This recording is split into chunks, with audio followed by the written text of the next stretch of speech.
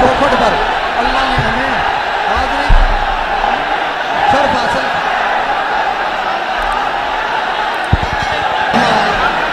बिस्मिल्लाहिर्रहमानिर्रहीम।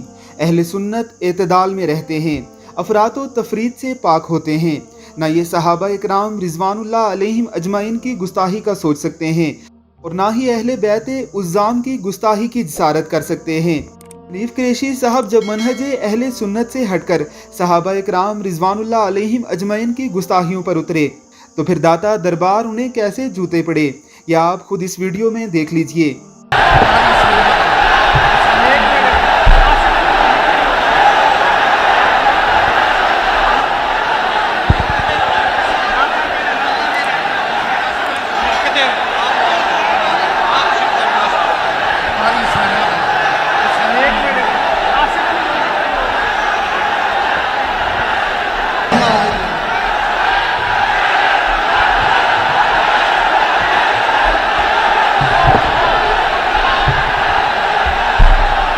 इरफान शाह मशहदी को पहले शेर अहले सुन्नत और हनीफ कुरैशी साहब को शमशीर अहले सुन्नत कहा जाता था, लेकिन ये शेर अहले सुन्नत और शमशीर अहले सुन्नत जब नीम राफजी हुए तो इनकी तमाम इज्जतें जाती रही।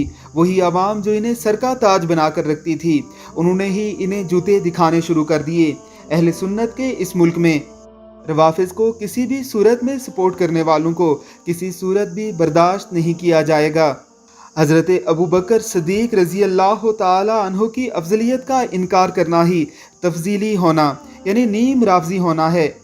ऐसे तफजीलियों का बस यही इलाज है, इन्हें अहले सुन्नत के स्टेजों पर आने ही ना दिया जाए, यहाँ तक कि ये अपने इन गंदे अकायद से तौबा कर लें।